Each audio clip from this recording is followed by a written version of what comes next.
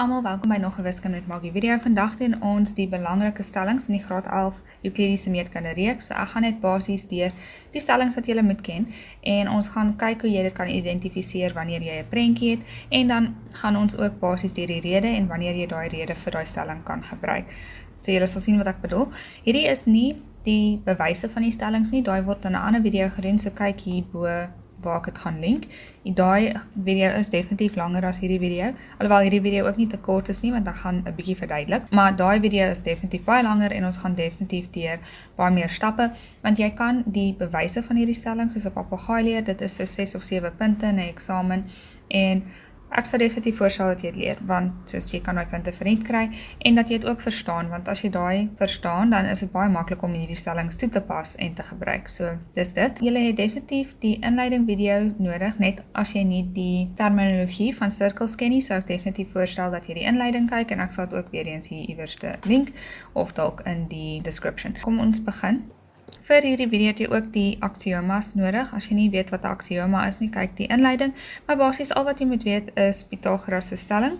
Basies waar die skynsy of die langer sy BC kwadraat gelyk is aan AB kwadraat plus AC kwadraat. En ons praat hier oor die lengtes van die sye. En dan die ander een wat jy moet ken is dat 'n radius, hierdie radius R, loodreg aan 'n raaklyn gaan wees by die punt van kontak. So in hierdie geval is AB die raaklyn en MB is jou radius. En waar hierdie lyn MB en AB mekaar soos raak op die omtrek is daai 'n loodregte punt. So jy het 'n 90 grade hoek daar. Okay.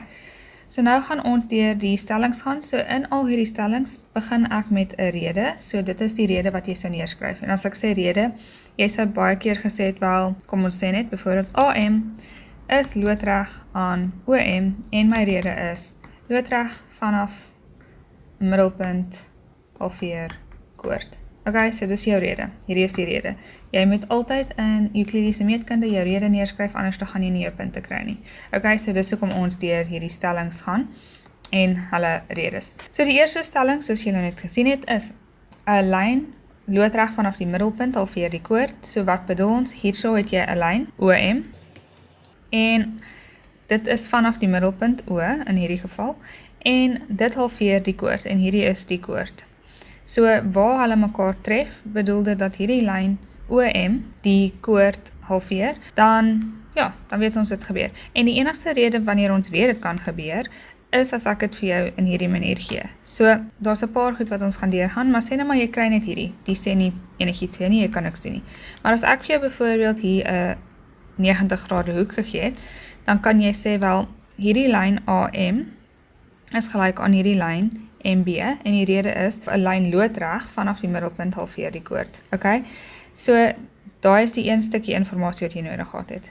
Ek kan dit vir die ander manier omgee, so ek kan vir jou dit soos die gee, waar ek vir jou sê, hierdie stukkie AM is gelyk aan MB, dan kan jy sê, wel, as O die middelpunt is, en hulle het vir my gesê O is die middelpunt, dan weet ek dat hierdie 'n 90 grade hoek is. En weer eens, die rede is, lyn vanaf die loodreg vanaf die middelpunt halveer die koord.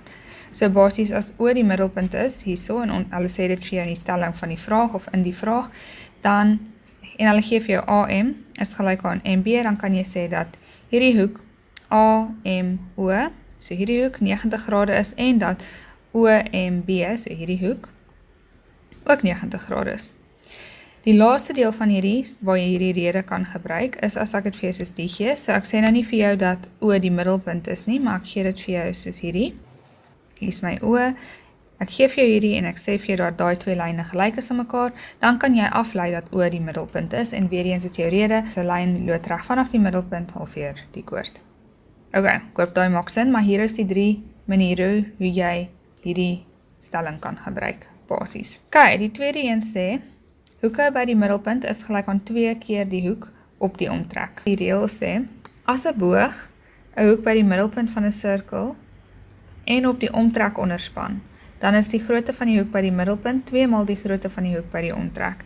So al wat dit sê, is daar's 'n boog hierso, wat 'n hoek onderspan, so dit bedoel die hoek lê half hierso by die boog, en hy ontspan die hoek hier by die sirkel. So hierso is die ander deel, soos jy kan sien. Hier is die tweede hoek, daar's 2 bo.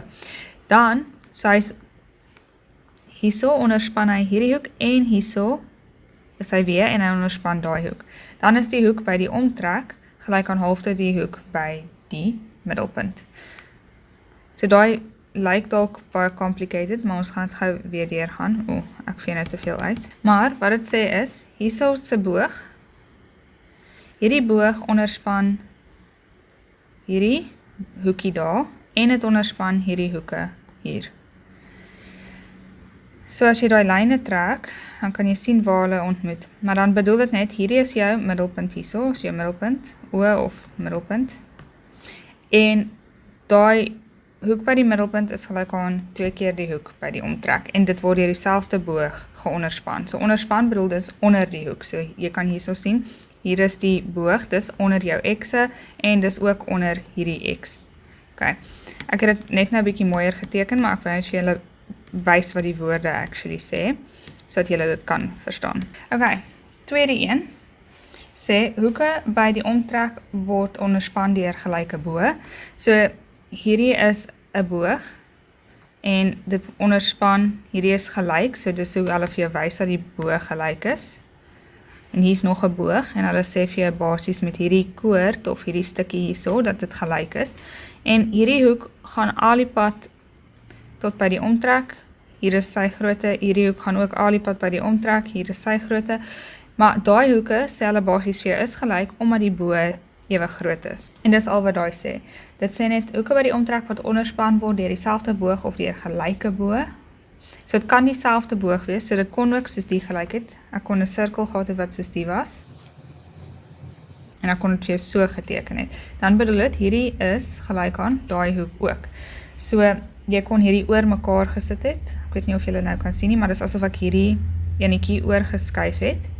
En om net oorgetrek het soos hierdie. So dit bedoel ook dat hierdie hoek gelyk is aan dieselfde hoek, en jy kan ook sê hoeke by die omtrek onderspan deur die gelyke bo.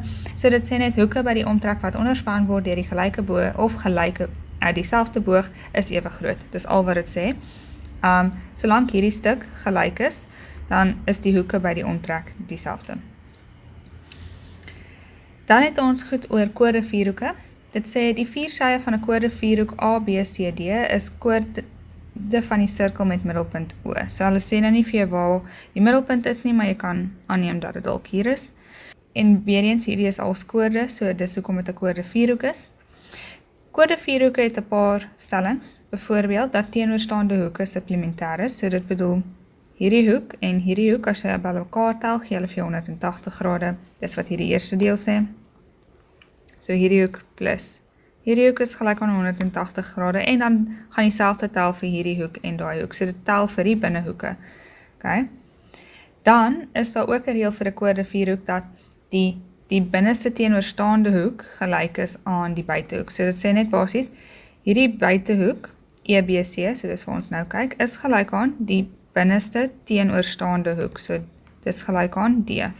Okay. Ek weet, hier seker maak julle verstaan, hierdie is nie gelyk aan mekaar nie, dit bedoel net A plus C gee vir my 180 grade, hulle is nie gelyk aan mekaar nie.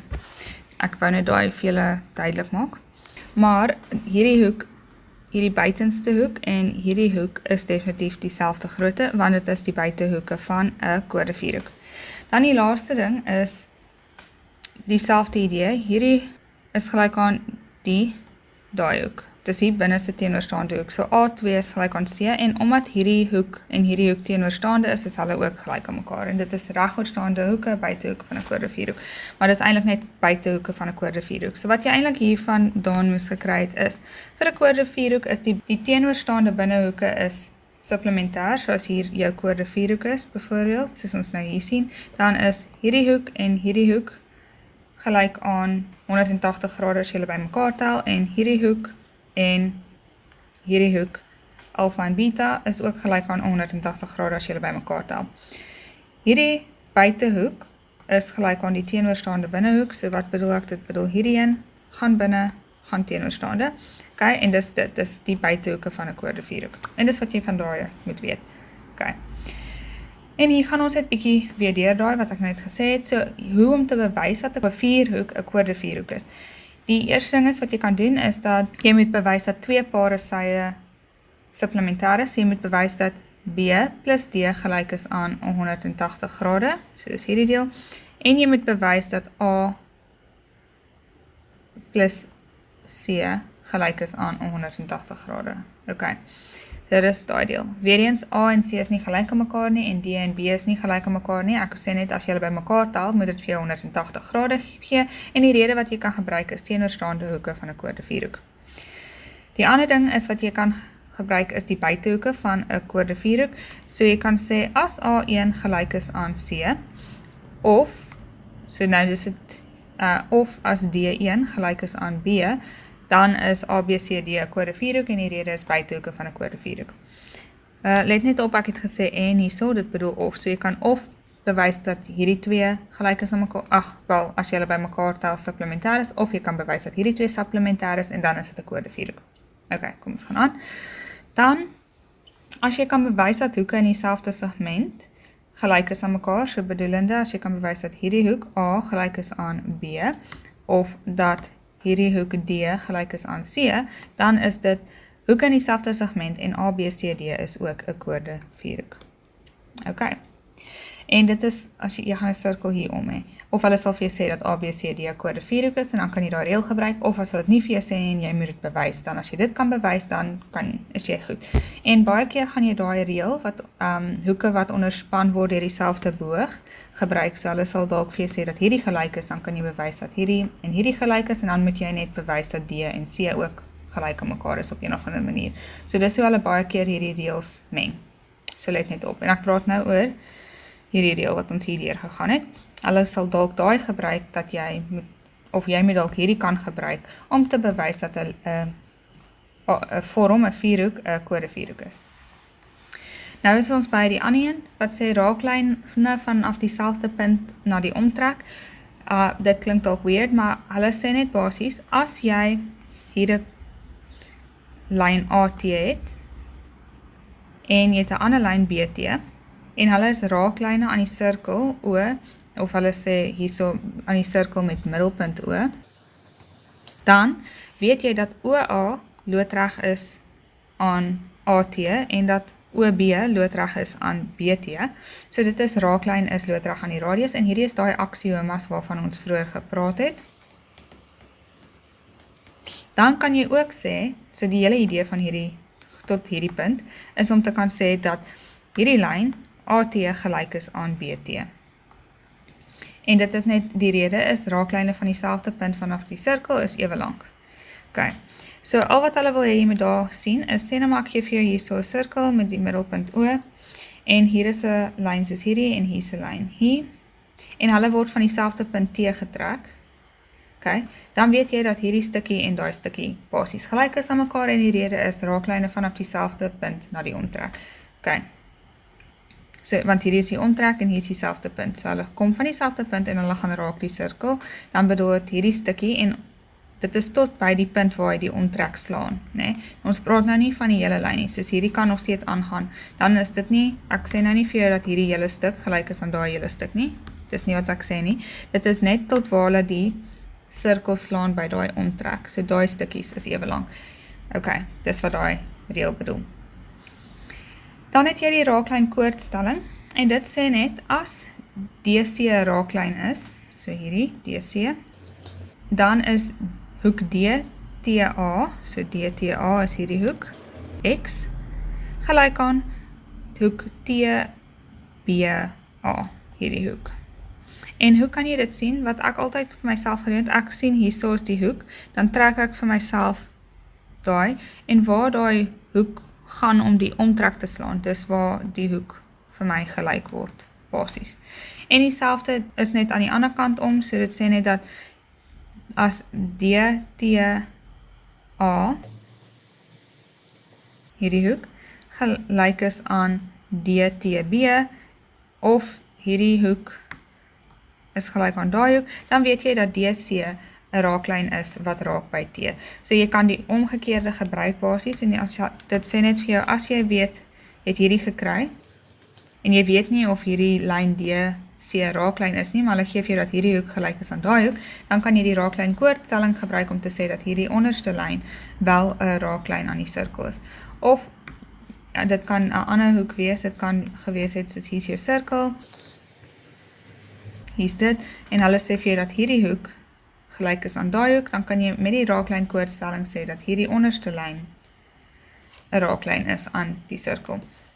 Okay, en partykeer is hierdie belangrik. Okay, dis die einde van al die belangrike stellings vir graad 11. Ek hoop ek het julle nie te mekaar gemaak nie en ek het dit daarom net duidelik gemaak wat aangaan. So, sien julle in die volgende video vir voorbeelde waar ons actually hierdie stellings toepas. As julle enige vrae het, asseblief vra my in die comments en onthou om te like en subscribe as hierdie video's julle help. Ek sal dit baie waardeer. Okay, lekker dag verder. Bye!